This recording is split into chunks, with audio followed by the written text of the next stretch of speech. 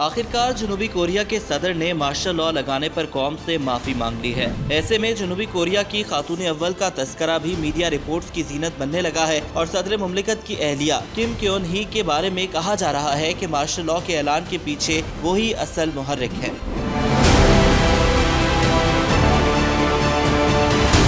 किम क्योन ही अपनी पुरतायुश तर्ज जिंदगी के लिए जानी जाती हैं। वो योंगप्योंग शहर में पैदा हुई और उनका इब्तदाई नाम किम योंग सी था, लेकिन बाद में उन्होंने 2008 में अपना नाम बदलकर किम क्योन ही रख लिया। किम क्योन माजी में भी कई तनाज़ात का शिकार रह चुकी हैं। 2019 में उन पर टैक्स अदा न करने के इल्जामात लगे। वो आर्ट के नुमाइशों की मेजबानी के लिए रिश्वत वसूल करने के इल्जाम में भी जेरे तफ्तीश रही। 2021 में मालूम हुआ कि उन्होंने 2007 और 2013 के दरमियान तदरीसी मुलाजमतों के लिए दरख्वास्त देते हुए अपने CV में गलत मालूमात दर्ज की, जिसके बाद में उन्होंने अवामी तौर पर माफी भी मांगी।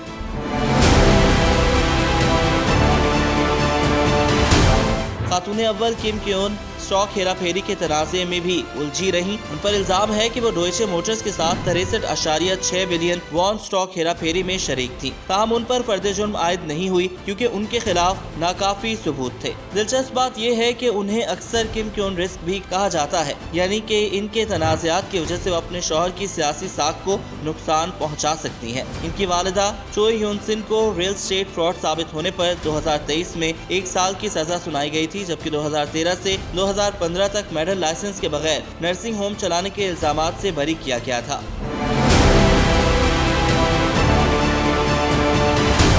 2022 में जब खातून अव्वल 30 लाख वॉन मालियत के क्रिश्चियन डायर बैग का तोहफा कबूल कर रही थी तो खुफिया तौर पर उनकी तस्वीर खींची गई थी, जिसने अवामी हलकों में गम और गुस्से की लहर दौड़ा दी थी। उधर जनूबी कोरिया के सदर योन सुक योल ने मुल्क में मार्शल लॉ लगाने पर कौम से माफी मांगते हुए कहा कि अवाम मुझे माफ कर दें, मैं दोबारा मार्शल लॉ नहीं लगाऊंगा। उन्होंने कहा कि मार्शल लॉ मायूसी के बाइस लगाया और वो इस फैसले की जिम्मेदारी लेते हैं। सदर योन सुक योल ने कहा कि मुझे अफसोस है कि मेरे इक़दाम से अवाम में गम और गुस्सा पैदा हुआ। मैं मार्शल लॉ के ऐलान से मुतालिक इक़दामात की सियासी और कानूनी जिम्मेदारी से बचने की कोशिश नहीं करूंगा।